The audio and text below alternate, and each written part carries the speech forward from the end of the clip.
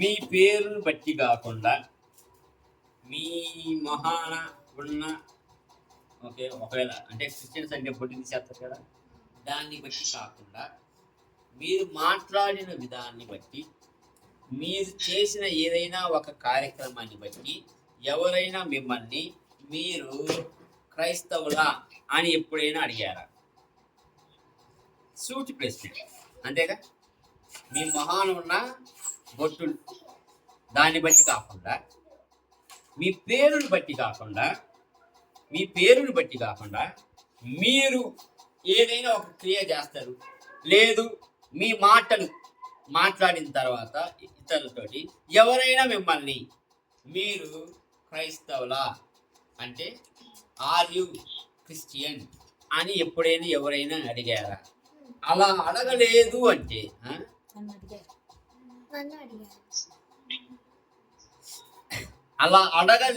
అంటే మనము యేసుక్రీస్తును సరిగా వెంబడించడం లేదేమో.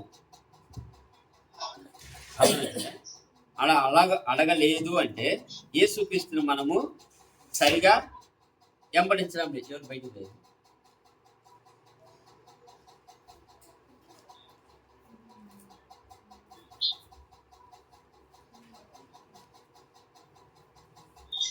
మత్తయి సువార్త 5వ అధ్యాయము 14-15 దేవుడు అంటే దేవుని వాక్యం ఏం చెబుతుందో చూడండి.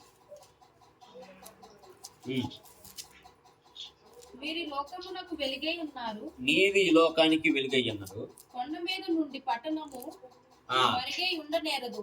అది కదా, అంటే మీరు ఈ లోకానికి వెలుగై ఉన్నారు. కొండ మీద చూస్తే పట్టణం అనేది మరుగై ఉండదు, అంటే పట్టణం క్లారిటీగా కనబడుతుంది. దీని అర్థమేంది? ఇంకొక చోట చెప్పేది అంటే దీపము ఎల్లప్పుడూ మంచం కింద ఎవరు పెట్టరు. దీపం ఎక్కడ పెడతారు? వాళ్ళు తీసుకోండి. విషయం ఏంటంటే ఇక్కడ మీరు మీ లోకానికి వెలుగై ఉన్నప్పుడు మిమ్మల్ని గుర్తించగలగాలి, మిమ్మల్ని వాళ్ళు చూడగలగాలి. వెలుగు ఎక్కడున్నా కనపడుతుంది చీకటితో. కనీసం ఒక మినుగు పురుగు వచ్చినా ఆ మినుగు పురుగు తలుపును పోతున్నా అంటే మీకు అంత చీకట్లో కూడా అది ఒక్కసారి అలానే వెళ్ళిపోతుంది. ఆ వెలుగు మీకు కనపడుతుంది. ఆ వెలుగు ఈ లోకంలో ఉన్న వాళ్ళు చూడటం లేదు అంటే ఇప్పుడు యేసుక్రీస్తు ఆ విషయం ఎందుకు చెబుతుండు? దేవుడు భూమి మీదకి వచ్చి ఆయన నడిచే క్రమంలో ఆయనలో ఏం చూసిరు? 12 సంవత్సరాల రక్తస్రావం గల స్త్రీ ఆయన నడుస్తూ ఉంటే చెంగు ముట్టుకోవాలని ఆమెకి ఎందుకు అనిపించింది? ఆమె ఆయనలో ఒక దేవుని చూసింది.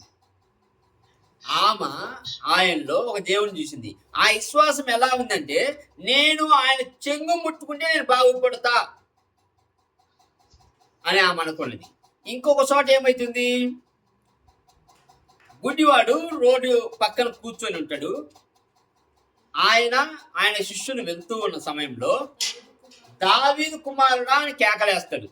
అంటే దావీదు వంశంలో పుట్టిన వ్యక్తి అని. దావీదు కుమారుడా నన్ను కరుణించుము. ఎందుకు? ఈయన తప్పితే నన్ను ఒకడు బాగు చేయలేడు అంటే ఆయనలో దేవుని చూస్తుండు. ఆయనలో ఒక స్వస్థపరిచే వ్యక్తిని చూస్తుండు. అంటే ఆయనలో ఒక్కొక్కరికి ఒక విధంగా కనబడతాడు. ఒక్కొక్కరికి స్వస్థపరిచే వ్యక్తి, ఇంకొకరికి దేవుడు, ఇంకొక వ్యక్తి వస్తాడు. ఎవరు అతను?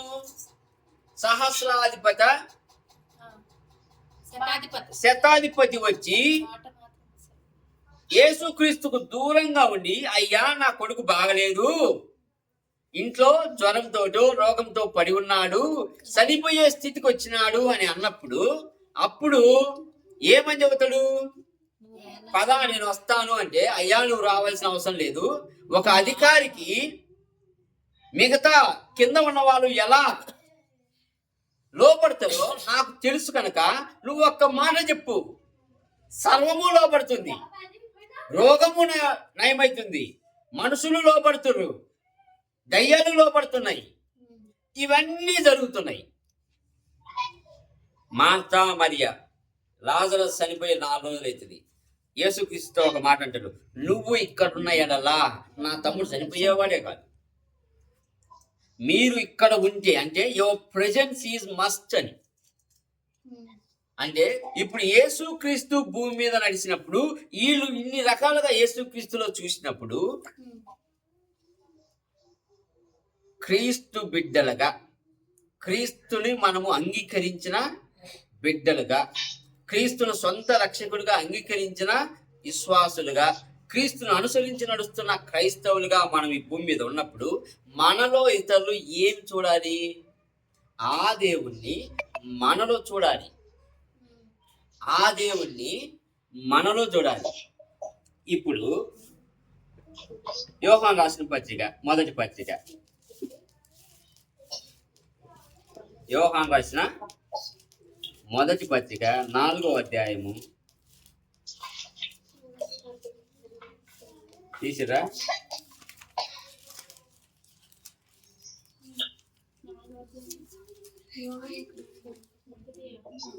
12 నుంచి చదవండి. ఎక్కడి వరకు? ఏ మానవుడును దేవుని ఎప్పుడునూ చూచి ఉండలేదు. ఏ మానవుడు దేవుణ్ణి చూడలే. మనమొకరినొకడు ప్రేమించిన ఎడల దేవుడు మన యందు నిలిచి ఉండును. ఆయన ప్రేమ మన యందు సంపూర్ణమగును. దీని వలన మనము ఆయన యందు నిలిచి ఉన్నామనియు ఆయన మన యందున్నాడనియు తెలుసుకొనుచున్నాము. ఎలా తెలుసుకుంటారు? ఎలా తెలుసుకుంటారు? ఒకరినొకడు దేవుణ్ణి ఎవరు చూడలే, ఎవరైనా చూసినారంటే వాళ్ళు అబద్ధం చెబుతారంటే లెక్క. అర్థమవుతుందా? అర్థమవుతుందా? అంటే యేసుక్రీస్తు భూమి మీదకి నలుడుగానే వచ్చాడు. ఓకే, దేవుడికి రాలే. దేవుడికి వస్తే ఆ ప్రభావం వేరు. రేపు వస్తాడు దేవుడిగా, రెండో రకంలో దేవుడికి వస్తాడు. కానీ మొదట వచ్చింది నరుడిగా జన్మించాడు. నరుడిగా 33.5 సంవత్సరాలు జీవించాడు. కానీ ఆ నరుడిలోనే దైవత్వం ఇతరులకు కనపడ్డది. ఆ నరుల్లోనే దేవుణ్ణి వాళ్ళు చూశారు. అయితే ఇప్పుడు ఏమంటుండు? ఎవరు దేవుడు చూడలేదు కనుక మనం ఏం చేయాలా? ఒక్కనినొకడు ఏం చేయాలా? ప్రేమించిన ఎడల దేవుడు మన యందు నిలిచి ఉంటాడు. ఆయన ప్రేమ మన యందు సంపూర్ణమగు. ఆయన ప్రేమ మన యందు సంపూర్ణమవుతుంది. దీని వల్ల మనము ఆయన యందు నిలిచి ఉన్నామనియు దీని వలన ఆయన యందు మనము నిలిచి ఉన్నామని, ఆయన మన యందు ఉన్నాడని తెలుసు. ఆయన మన యందు ఉన్నాడని తెలుసుకుంటారు.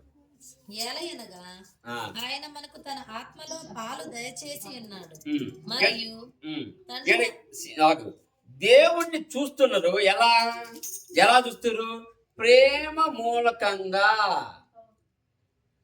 లోకం ప్రేమించని విధంగా మనము ప్రేమించటం లేదు. సపోజ్ ఓకే, పక్కింటి వాళ్ళకో ఏరే వాళ్ళకో ఎవరికో వాళ్ళకో ఈరోజు మీకు కూర వేసినారు అనుకో. ఓకే, వాళ్ళు నేసారు కాబట్టి మనం ఈరోజు చేద్దాం అనుకుంటారు. అర్థమవుతుందా? అదే నువ్వు 4 సార్లు చేసిన తర్వాత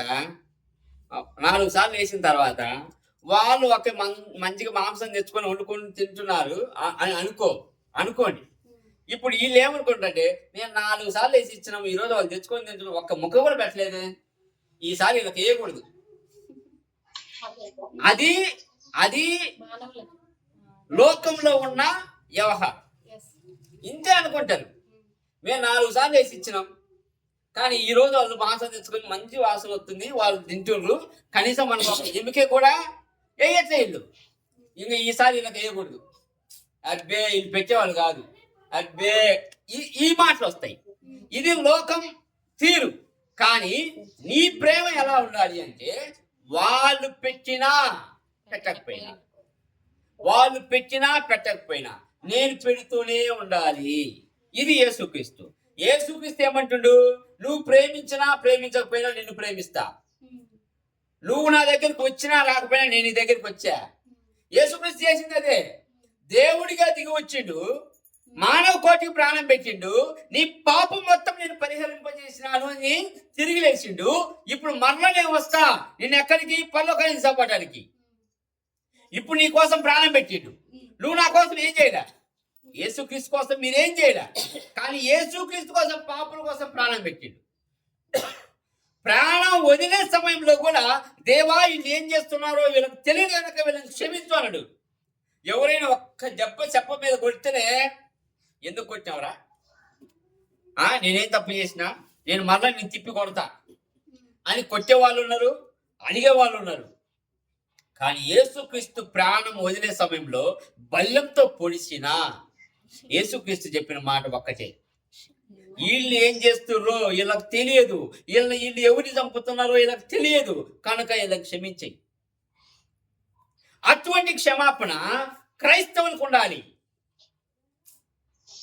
ఎవడో ఒకళ్ళు మాట అన్నంత మాత్రాన, ఎవరో మన సువార్త చెప్పేటప్పుడు ఒకడు మనం దూషించినంత మాత్రాన, ఎవరో ఒకరు మన చెంపదెబ్బ కొట్టినంత మాత్రాన, ఏదో ఖచ్చితంగా పొడిచినంత మాత్రాన వాళ్ళని మనము శత్రువులుగా చూడకూడదు.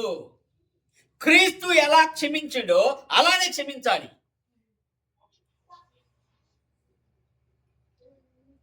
ఒక్క మాటడే చాలు యూట్యూబ్లో రచ్చ రచ్చ లేపుతున్నారు. నన్ను అనేవాడా ఆ స్థాయి ఉందే? నేను ఎంత పెద్ద సేవకుని తెలుసా? ఓర్చుకోవడం చేత కావట్లే, క్రీస్తును ఇలా హృదయాల్లో చూపించడం చేత కావట్లే. వీళ్ళు సేవకులుగా పేరు ప్రఖ్యాతులు గాంచి తిరుగుతున్న వ్యక్తుల్లో క్రీస్తు మాత్రం కనబట్టంలే. వాళ్ళు ఒకటంటే నేను 4 వీడియోలు పెడతా, వాళ్ళు 4 పెడితే నేను 10 వీడియోలు పెడతా.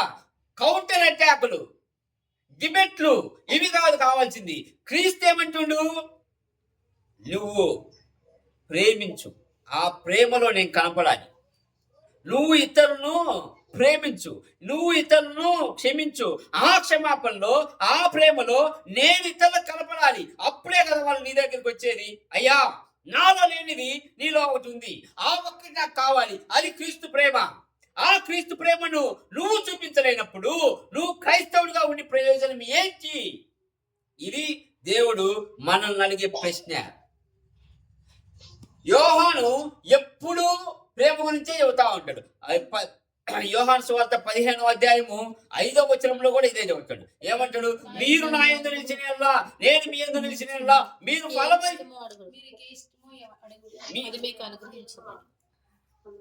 మీరు ఫలమైతే పొందుతారు. అంటే ఫలమిచ్చే ద్రాక్షవల్లి మాదిరిగా ఉంటారు.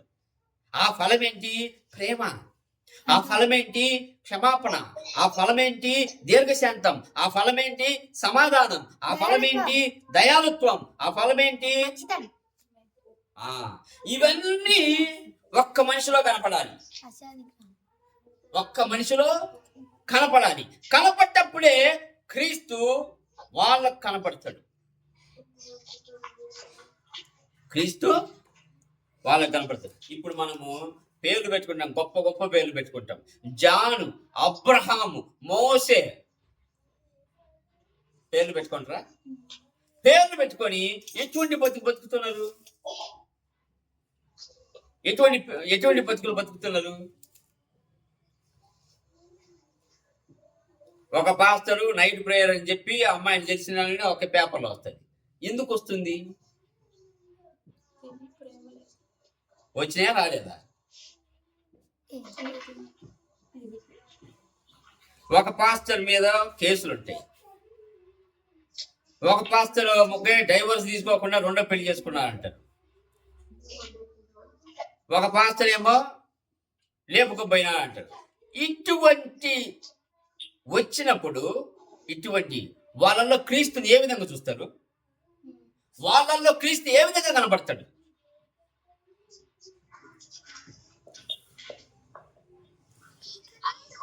ఎప్పుడైనా మీరు క్రీస్తును చూపించలేనప్పుడు మీరు క్రైస్తవులుగా పిలువబడటం వ్యర్థం. క్రీస్తును చూపించినప్పుడే మనం క్రైస్తవులుగా పిలువబడాలి. మనం క్యారీ అంటే మనము పేరు పెట్టుకొని కాదు పోవాల్సింది బయటికి. ఆయన నేచర్ ఉండాలా, ఆయన క్యారెక్టర్ ఉండాలా, ఆయన వ్యక్తిత్వం ఉండాలా. ఆ క్రీస్తు ఏదైతే పవిత్రంగా బ్రతికిండో ఆ పవిత్రత నీలో ఉండాలా. క్రీస్తు ఏదైతే దయాలతో చూపించిండో, ప్రతి ఒక్కరిని స్వస్థత పరుచుకుంటూ వెళ్ళిపోయిండో, ప్రార్థన చేసిండో, వాక్యం చెప్పిండో, అదే జీవితం నీలో కనపడాలా. నువ్వులో కనపడ్డప్పుడే ఇతరులు క్రీస్తును నీలో చూడగలరు.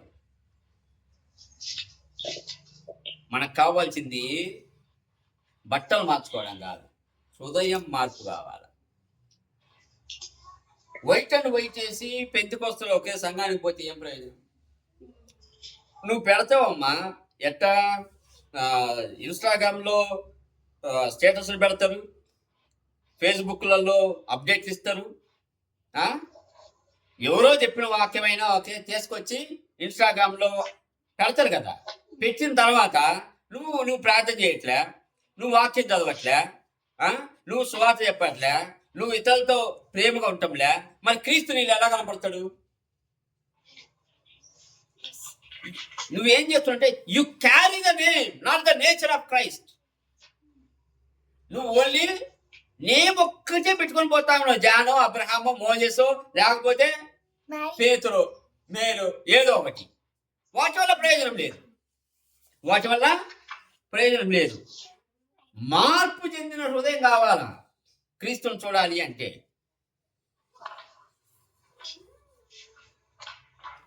యోహాను సువార్త 15:5 ఏందంటే చెప్పేది అది.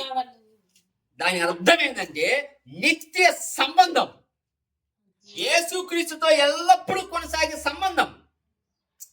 అది నిత్య. నువ్వు నాలో ఉండి నేను నీలో ఉంటే ఇంకా ఆడిపోతాం, కలిసే ఉంటాం కదా. ఇప్పుడు నువ్వు యేసుక్రీస్తు రెండవ రాకడ వచ్చేంత వరకు కలిసే ఉంటాంగా. నిత్య సంబంధం. ఎప్పుడైతే నిత్య సంబంధం ఉంటుందో క్రీస్తు నీలో ఖచ్చితంగా కనపడతాడు.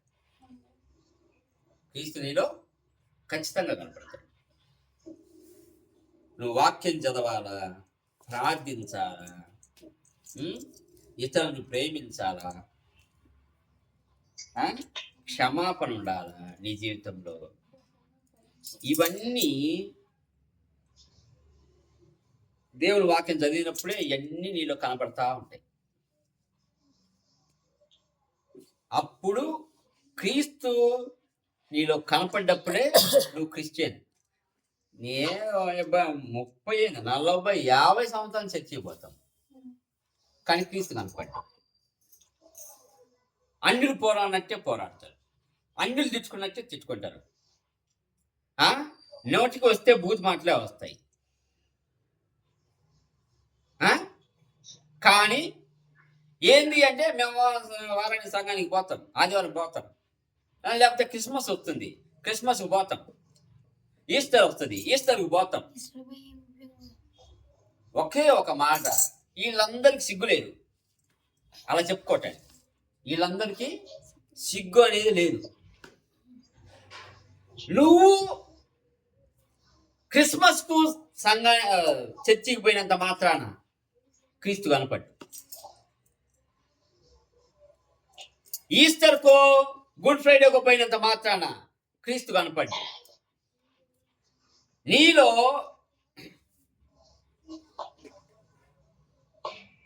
ఒక ఎగ్జాంపుల్, 50-60 సంవత్సరాలు సంఘానికి పోయే వ్యక్తులు కూడా వాళ్ళ రిలేటివ్స్లోనే బూతులు మాట్లాడుకునే సందర్భాలు వేల కొద్ది. పిల్లలు ఇచ్చిన దగ్గర, లేకపోతే కోడల దగ్గర, లేకపోతే అత్త దగ్గర, వీళ్ళు సంఘానికి పోతా ఉంటారు. సంఘానికి పోయి వస్తాననే అత్త కోడలే వేసుకుంటారు, వదిన ఆడబిడ్డలే వేసుకుంటారు, బూతులే వస్తాయి.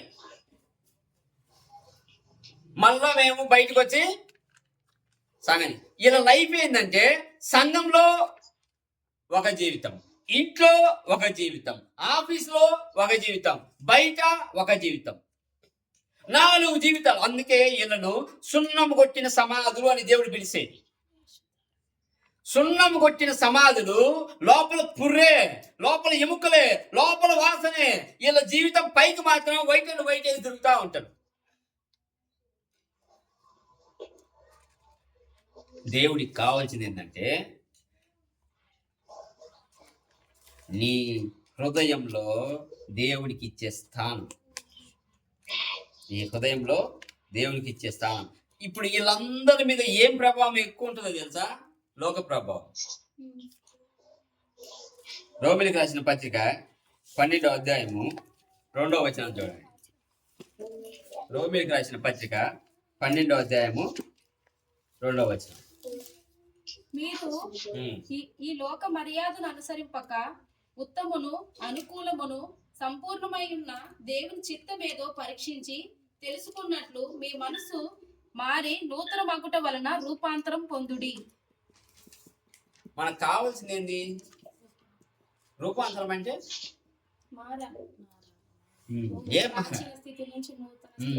ప్రాచీన స్థితి నుండి నూతన స్థితి. ఇది ఎవరికి కనపడుతుంది? లోకానికి కనపడాలి. అది మనలో కనపడుతుందా? మనలో కనపడితే కనీసం మన బంధుమిత్రులలో కూడా వచ్చి చెప్పాలి కదా, నీలో ఈ మార్పు చూసినాను, నీలో ఈ ప్రేమ కనపడుతుంది, ఆ ప్రేమ నాలో ఎందుకు లేదు? ఎప్పుడైనా అడిగారా? నీలో ఈ మార్పు కనపడుతుంది, ఈ క్షమాపణ ఇంతకు ముందు లేదు, ఇప్పుడు ఉంది. ఎలా సాధ్యము? నీలో ఇంతకు ముందు బాగా కోపము, ఇప్పుడు కోపపట్టం లేదు. ఎలా సాధ్యము? ఇంతకు ముందు ఏడంటే అది తిరిగేవాడు, ఇప్పుడు అలా కాదు. ఒకే ప్రార్థన చేస్తున్నావు, వాక్యం చదువుతున్నావు. ఇది ఎలా సాధ్యమని ఎవరైనా నిన్ను అడిగినప్పుడు అప్పుడు క్రీస్తు నీలో కనపడ్డట్టు వాళ్ళకి. లేకపోతే లోకం యొక్క ప్రభావము ఎక్కువగా ఉంది. ఇన్స్టాగ్రామ్ లో స్టేటస్లు పెట్టడం గొప్ప విషయం కాదు, ఫేస్బుక్ లో స్టేటస్ పెట్టడం గొప్ప విషయం కాదు. వాక్యము, ఆ వాక్యం నీ హృదయంలో పెట్టడం గొప్ప విషయం. ఆ వాక్య ప్రకారం నువ్వు జీవించడం గొప్ప విషయం. ఆ జీవించిన జీవితం ఇతరులకు చూపించడం గొప్ప విషయం. అప్పుడు క్రీస్తు సంతోషపడేది.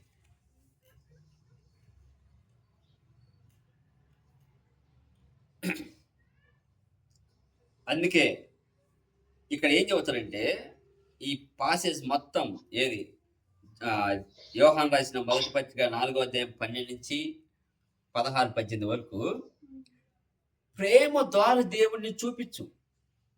ఒకరినొకరు ప్రేమించుకోవడం ద్వారా, ఒకరినొకరు క్షమాపణ అడుగుల ద్వారా నువ్వు దేవుని లోకానికి చూపిస్తావు. నీ ప్రేమ ఎలా ఉండాలి అంటే, ఎవడైనా వచ్చి నువ్వు క్రీస్తును కాదను లేకపోతే చంపేస్తాను అంటే చంపేసుకోమని కుతిక పెట్టాలి. అటువంటి ప్రేమ కలిగి ఉండాలి. అది క్రీస్తుని యొక్క ప్రేమ. ఎందుకు?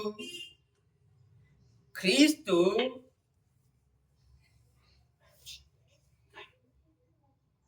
తన జీవితంలో అంటే 33.5 సంవత్సరాల జీవితంలో తను లాస్ట్ వరకు అంటే చనిపోయేంత వరకు దేవుణ్ణి చూపించుకుంటూనే వచ్చాడు. ఎక్కడికి పోయినా ఆ చిన్న బిడ్డను పైకి లేపిన, నీళ్లను ద్రాక్షరసంగా మార్చిన,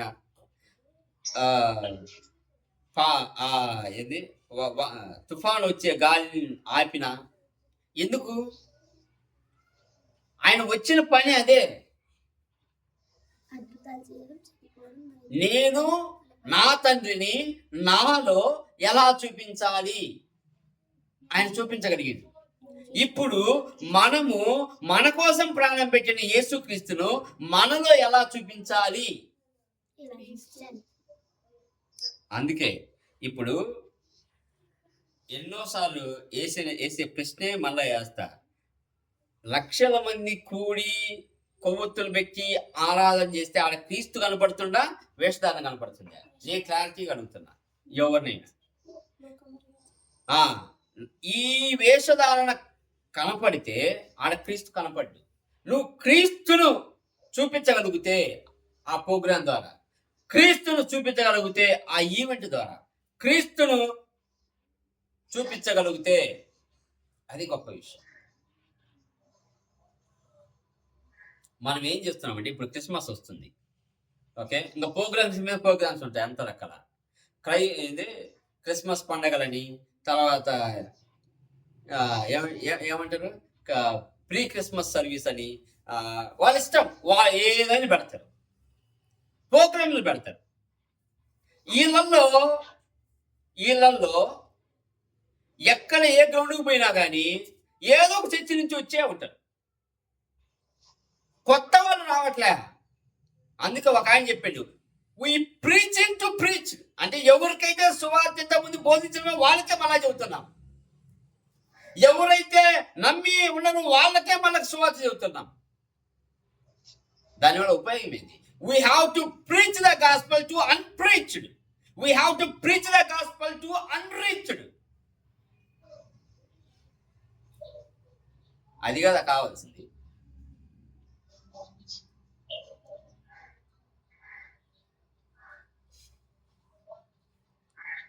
ప్రేమ లేని చోట క్రీస్తు కనపడడు.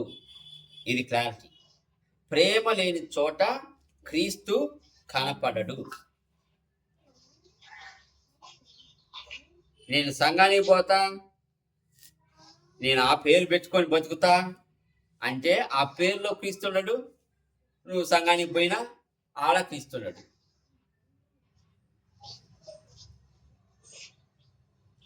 ఎప్పుడైనా చూడండి, 12 మంది శిష్యులు ఉన్నారు. 12 మంది శిష్యుల్లో ఎవరైనా లోక మర్యాద చొప్పున నడిచేదేమో చూడండి. ఎవరైనా ప్రోగ్రాములు పెట్టేదేమో చూడండి. ఎవరైనా పేర్లు పెట్టుకున్నంత మాత్రాన, అంటే వాళ్ళ పేర్లు యేసుక్రీస్తుని అనుసరించకుండా ఉండదేమో చూడండి. 12 మంది శిష్యులు ప్రాణం పెట్టడానికి ఎప్పుడు అసలు ఫస్ట్ యాకోబును, అంటే ఫస్ట్ యోహాను వాళ్ళ అన్నను చంపినప్పుడు, మెడకాయ నరికినప్పుడు వీళ్ళందరూ భయపడాలిగా. ఇంకా నేను సువార్త ప్రకటించకూడదు, ప్రకటిస్తే చచ్చిపోతాము. ఎందుకంటే కళ్ళ ముందు కనపడ్డది. కళ్ళ ముందు యాకోబుని చంపేసారు. ఎవరు? యేసుక్రీస్తు ప్రియ శిష్యుల్లో 3 ఒకరు. ఓకే, జబదయి కుమారుడు యోహాను, యాకోబు. అయితే యాకోబును మొట్టమొదటిగా తల నరికేస్తారు. ఈ తల నరికినప్పుడు అప్పుడు యేసుక్రీస్తు కూడా లేడు. యేసుక్రీస్తు అప్పటికే ఆరోహణం అవుతాడు. ఆరోహణం అయిన తర్వాత యాకోబుని తల నరికితే వీళ్ళందరికీ భయం పుడుతుంది. భయం పుట్టి ఆపేయాలి కదా సువార్త. క్రీస్తుని ఇంకా చూపించకూడదు కదా. ఎందుకు? యాకోబుని చంపేశారు, ఇంక మనల్ని వదిలిపెడతారా? ఎవరైతే క్రీస్తుని ప్రకటిస్తారో వాళ్ళని చంపేస్తారు గ్యారంటీగా. కానీ ప్రాణం పోయినా పర్వాలే, ముందుకు వెళ్ళిపోయారు. భర్తలోమాయి, మిగతా వాళ్ళందరూ, సీమోన్ కానీ ఇంకొకరు, ఎంతమంది 12 ఒక్క యోహాను తప్పితే సాధారణ మరణం పొందిన శిష్యులు ఎవరు లేరు. పౌలు ముసలి తనానికి వచ్చేసిండు, 70 సంవత్సరాలు, పొట్టిగా ఉంటాడు, బట్టలు ఉన్నాయో లేవో తెలియదు. రోములు పోయిన తర్వాత జైల్లో పాపం వేసి ఉంచారు. ఎప్పుడు ఆహారం పెడుతున్నా తెలియదు. బాత్రూమ్ పోవాలన్నా అసలు ఎటువంటి పరిస్థితుల్లో. ఇప్పుడు మొన్న ఒకళ్ళు జైలుకు పోయి వచ్చారు. ఒక సినీ ఇండస్ట్రీకి సంబంధించిన వ్యక్తి జైలుకు పోయి వచ్చారు. ఒక ఆలం జైలుకు పోయి వచ్చింది. ఒకప్పుడు యాక్ట్రెస్ జైలుకు పోయి వచ్చిన తర్వాత తను ఇంటర్వ్యూ ఇస్తా ఉంది. ఏమని? ఎప్పుడైతే దాన్ని ఏమంటారు, కస్టడీ అయి ముగిసిన తర్వాత వాళ్ళను ఒక సెంచరగూడ జైలు, ఇటు చల్లపల్లి జైలు తరలించే ముందు ఒంటి మీద నూలు పోగు లేకుండా టెస్ట్ చేస్తారంట. ఒంటి మీద నూలు పోగు లేకుండా టెస్ట్ చేస్తారంట. టెస్ట్ చేసి వీళ్ళ బట్టలు తీసేసి వాళ్ళ బట్టలు ఇచ్చి అప్పుడు చల్లపల్లి కానీ తర్వాత అంటే రిమాండ్ అంటారు, రిమాండ్ చల్లపల్లి కానీ సెంచలగూడ కానీ తీసుకెళ్తారు. ఒంటి మీద మొలతాడు కూడా ఉంచాలంట సింపుల్గా, అలా టెస్ట్ చేస్తారంట. ఇప్పుడు బయటికి వచ్చిన తర్వాత ఆమె చెప్పేది ఏంటంటే, అబ్బా అటువంటి జీవితం మనకొద్దు, అటువంటి ఏ జీవితం అంటే ఈడ అర్థం ఏంటంటే పౌలును ఏ విధంగా కష్టపెట్టిరో మనకు తెలియదు. అంటే ఆ కష్టాలు పౌలు ఎప్పుడు రాయలే. జైల్లో ఉండే తెస్సలోనికీయులకు రాసిన పత్రిక ఉంది, కొరింథీయులకు రాసిన పత్రిక ఉంది, ఫిలిప్పీలకు రాసిన పత్రిక ఉంది, కొలస్సీలకు రాసిన పత్రిక ఉంది. ఆయన మనసంతా నేను జైల్లో ఉన్న సువార్త మాత్రం ప్రకటించబడుతూ ఉండాల.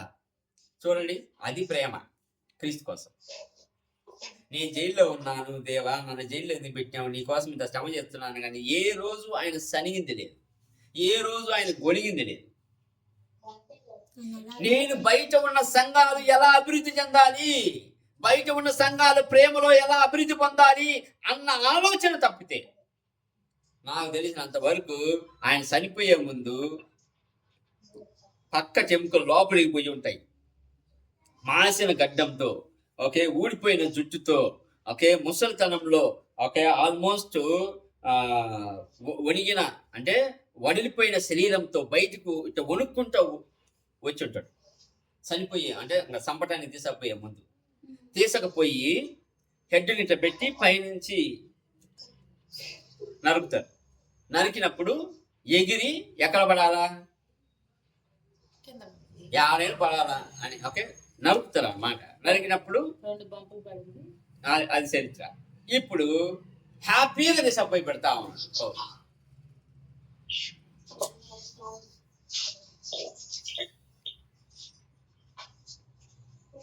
వాళ్ళు క్రీస్తును చూపించారు వాళ్ళ జీవితాల్లో, మనం మాత్రం చూపించలేకపోతున్నాం. దీనికి ఇంకో కారణం ఏంటంటే ద్వంద్వ స్వభావం. అంటే ఏంటిది అది? రెండు రకాల స్వభావం, రెండు రకాల జీవితం. హిపోక్రైట్స్ అని ఇందాక ఏదైతే నేను చెప్పినో ఇదే. బయట ఒక విధంగా ఉంటాం, లోపల ఒక విధంగా ఉంటాం. పాస్టర్లే ఉంటారు, ఓకే, వాళ్ళది ఇంట్లో ఒక విధమైన జీవితం ఉంటుంది, బయట మాత్రం అస్సలు పొలిటీషియన్స్ కొంతమంది ఉంటారు కదా, బయటికి పోతే మనుషులతో ప్రేమగా అట్టా ఇట్టా మాట్లాడతారు. అదే పొలిటీషియన్ ఒక రూమ్ లో పెడితే గబ్బు గబ్బు మాట్లాడతారు. పాస్టర్స్ కూడా అంతే, నాయకులు అంతే, కొంతమంది క్రిస్టియన్స్ అంతే. చర్చికి మాత్రం అయ్యా వందనాలయ్యా, అయ్యా దండాలయ్యా, అయ్యా అంటారు. ఇంట్లో మాత్రం లేస్తే వాళ్ళకు వచ్చిన బూతులు అన్యులకు కూడా రావు. రెండు రకాల జీవితాలు జీవించడం తప్పు. అందుకే వీళ్ళ జీవితాల్లో ఎప్పుడూ క్రీస్తు కనపడ్డు. ఎందుకు? యేసుక్రీస్తు చెప్పేది అంటే వేశ్యలకైనా వాళ్ళకు పరలోకం ఉంటదేమో కానీ వేషధారులకు పరలోకం ఉండదు, నటించే వాళ్ళకు ఉండదు. నేను పరిశుద్ధంగా బతుకుతున్నాను నన్ను చూడండి అని నటించే వాళ్ళకు ఎప్పుడూ పరలోకము ఉండదు. ఇప్పుడున్న సంఘాలు కార్యక్రమాలకు పెద్దపీట వేస్తాయి. క్రీస్తుకు పెద్దపీట ఉండదు. వీళ్ళ జీవితాల్లో ప్రార్థన ఉండదు, వీళ్ళ జీవితాల్లో పరిశుద్ధత ఉండదు, వీళ్ళ జీవితాల్లో దైవభక్తి ఉండదు. కానీ నెలకో ప్రోగ్రాం, సంవత్సరానికి 12 ప్రోగ్రాలు, ఇంకా క్రిస్మస్ వస్తే నెల మొత్తం ప్రోగ్రామ్సే. హైదరాబాద్ లో ఒకళ్ళేమో బీచ్లో పెడతారు, ఒకసాటేమో సూరాలంలో పెడతారు, ఒకసాటేమో ఎస్ఆర్ నగర్లో పెడతారు, తర్వాత ఎల్బీ నగర్లో పెడతారు. ఎక్కడికి పోయినా కానీ వసూలు చేయాలా, ఎక్కడికి పోయినా వసూలు చేయాలా.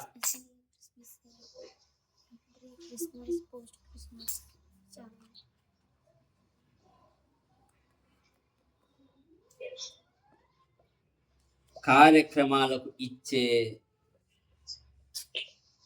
ప్రాముఖ్యత క్రీస్తుకి ఇస్తే ఎప్పుడూ 12 మంది శిష్యులు కానీ పౌలు కానీ కార్యక్రమాల వెంట పోలే. మొదట ఆయన పోయి ఒక సినగోగ దగ్గరికి వెళ్తాడు, అంటే సమాజ మందిరానికి వెళ్తాడు పౌలు. సమాజ మందిరానికి పోయి ఆ సమాజ మందిరంలో ఉన్న యూదులకు ఒకరికో ఇద్దరికో ధర్మశాస్త్రంలో నుండి యేసుక్రీస్తును ఎలా చూపించాలో అలా చూపిస్తాడు. యేసుక్రీస్తును చూపించిన తర్వాత ఆ ఊర్లో ఉన్న ఆ యూదుల చుట్టుపక్కల ఉన్న అన్యులకి సువార్త చెప్పడం మొదలు పెడతాడు. ఆ సువార్త వల్ల ఇంకొక 10 మంది దేవుని వైపు తిరగటానికి అవకాశం ఉంటుంది. అలా నిలబెడతాడు సంఘాన్ని. ఆయన ఒక దీపానికి పోయింది, అక్కడ ఒక తెగ ఉంది, పాము కలిసింది. ఆ పాము కలిస్తే మామూలుగా అయితే చనిపోవాలి, కానీ ఈయన దేవుని చూసిన వాళ్ళు ఎందుకు? ఈయన చనిపోలే. ఈయన చనిపోకపోయేసరికి ఈయనకేదో అద్భుత శక్తి ఉంది కనుక ఈయనలో వాళ్ళు దేవుని చూసారు. అయ్యా నీలో ఉన్న శక్తి ఏంది? అలా మిమ్మల్ని ఎవరన్నా అడిగారా? అలా మీ జీవితంలో ఎప్పుడైనా జరిగిందా? అలా జరిగినప్పుడే కదా మనం జీవించగలిగేది క్రీస్తు మాదిరిగా. లేకపోతే లేదు. లేకపోతే క్రీస్తును నువ్వు చూపించలేవు, వెలుగుగా నువ్వు ఉండలేవు.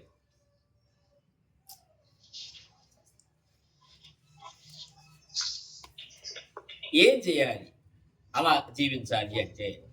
మనం ఏం చేయాలి? దేవునితో వ్యక్తిగత సంబంధం నువ్వు కలిగి ఉండాలి. మరలా చెబుతున్నా, యోహాను రాసిన సువార్త 15:5 ప్రకారం జీవించకపోతే నువ్వు ఎప్పుడూ వ్యక్తిగత జీవితం దేవునితో పెట్టుకోలేవు. 5 నుంచి స్టార్ట్. ఎప్పుడు వ్యక్తిగత జీవితం నువ్వు పెట్టుకోలేవు. ద్రాక్షావళిని నేను, తీగలు మీరు. ఎవడు నా యందు నిలిచి ఉండునో, నేను ఎవని యందు నిలిచి ఉండునో వాడు బహుగా ఫలించెను. అంతే. నాకు వేరుగా ఉండి మీరేమీ ఏమి చేయలేరు. యేసు ప్రోగ్రాంలు అయితే పెట్టుకోగలరు, కార్యక్రమాలు పెట్టుకోగలరు, కానీ ఫలించడం మాత్రం జరగదు.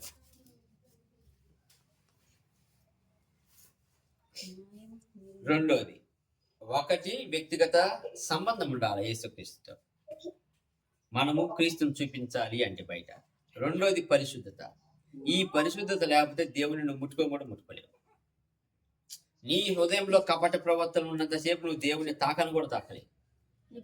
ఎప్పుడైతే ఆ కపట ప్రవర్తన తీసేసి పాప క్షమాపణ పొంది క్రీస్తును ఆహ్వానించి పరిశుద్ధంగా ఉంటేనే నువ్వు నీ జీవితంలో నీ మాటల ద్వారా నీ ప్రవర్తన ద్వారా క్రీస్తుని చూపించగలవు. లేదు నేను ఆడ ఉంటా, నేను ఈడ ఉంటా, నేను ఆడ కాలేస్తా ఈడ కాలేస్తా అంటే యేసుక్రీస్తు దగ్గరికి కూడా చేరలేదు. మూడోది, నీ ప్రేమ, నీ దయ, నీ క్షమాపణ, ఇవి క్రీస్తుని చూపిస్తాయి. ఇతరులు ప్రేమించినట్టు యేసుక్రీస్తు నేను ప్రేమించలే. ఇతరులు దయ చూపించినట్టు యేసుక్రీస్తు నీ మీద దయ చూపించలే. ఇతరులు క్షమించినట్లు యేసుక్రీస్తు నేను క్షమించలే. యేసుక్రీస్తు నువ్వు ప్రేమించకపోయినా నేను ప్రేమించిండు. యేసుక్రీస్తు నువ్వు దయ చూపించకపోయినా నీ మీద దయ చూపించిండు. యేసుక్రీస్తు నిన్ను నువ్వు క్షమాపణ అడగకపోయినా క్షమిస్తుండు. మనం బ్రతికి ఉన్నామంటే ఆయన కృప ద్వారే కదా. కృప అంటే నువ్వు అర్హత లేదు, జీవించడానికి అర్హత లేదు చేసిన పాపాలను బట్టి. అయినా జీవిస్తున్నాము అంటే పోనీలే పాపం అని దేవుడు వదిలేసాడు. నాలుగోది, నీతిని అనుసరించాలి. ఎవరైతే దేవుని రాజ్యాన్ని ఎతికే వాళ్ళు ఆయన నీతిని, ఆయన రాజ్యాన్ని ఎతికినప్పుడే వ్యక్తిగత సంబంధం కలిగి ఉండాలి యేసుక్రీస్తుతో. రెండోది, పరిశుద్ధత ఉండాలి. ప్రేమ, క్షమాపణ, దయ, హృదయం కలిగి ఉండాలి. తర్వాత నీతిగా నడవాలి, నీతిగా బతకాలి. నీతి నీ జీవితంలో నువ్వు చూపించగలగాలి. క్రీస్తు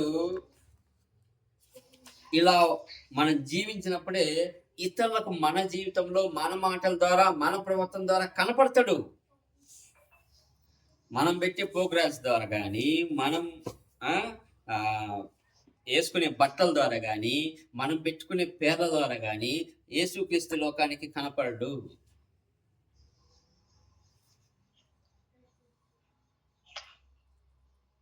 అర్థమవుతుందా?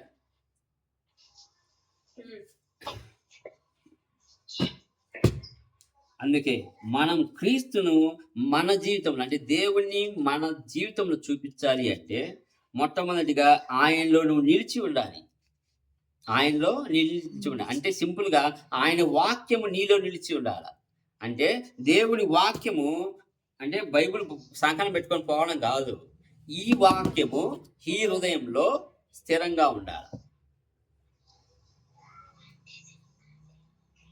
పరిశుద్ధత కలిగి ఉండాలి. పరిశుద్ధత దేవునికి చాలా ఇష్టం.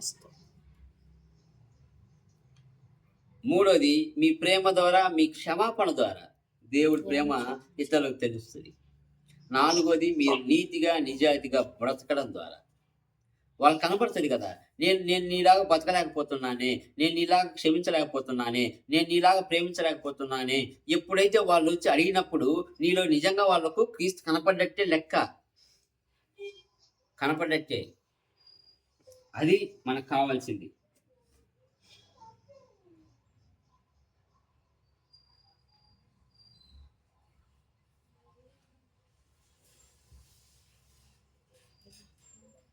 క్రీస్తుని చూపించడానికి ప్రయత్నం చేయండి. మీరు చూపించలేదు అంటే బ్రతికే బ్రతుకు వ్యర్థమైపోతుంది. బ్రతికే బ్రతుకు వ్యర్థమైపోతుంది.